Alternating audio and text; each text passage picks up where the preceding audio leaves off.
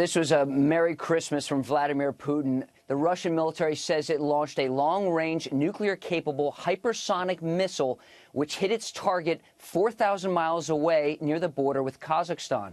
Now, hypersonic missiles can travel 20 times the speed of sound, making them a challenge for any U.S. missile defense systems. And as you mentioned, Russian President Vladimir Putin witnessed the launch firsthand. He called the test an excellent New Year's gift to his nation. The new avant-garde missile system is invincible for today's and future air defense systems and missile defense systems. This is a big success and a big victory. Putin says he will deploy this type of missile next year, but he wasn't the only one watching today. U.S. officials tell me American spy satellites orbiting the Earth also witnessed the launch. Dana? And what are they saying at the Pentagon? Dana, they say that the U.S. military does very similar tests. About 4 times a year, the U.S. Air Force launches intercontinental ballistic missiles from Vandenberg Air Force Base in California, which travel 4,000 miles into the South Pacific. Now, the officials here say these hypersonics are nothing to worry about because the U.S. military has its own hypersonics it's working on, and it tests them, and they are coming.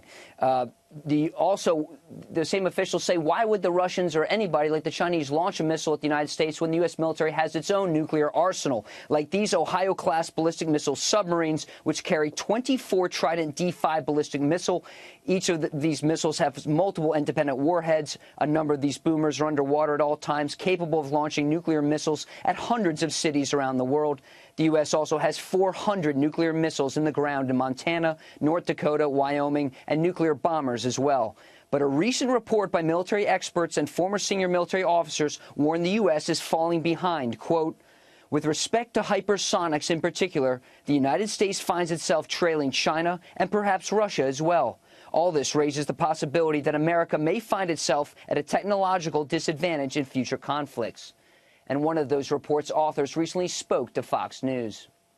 We are seeking to remain the preeminent military power in the world, which means we have to do 5 things at once.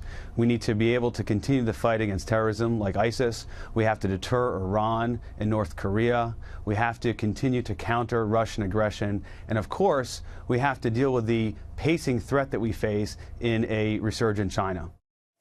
I'll have more on Russia's missile launch tonight on Special Report with Brett Baer.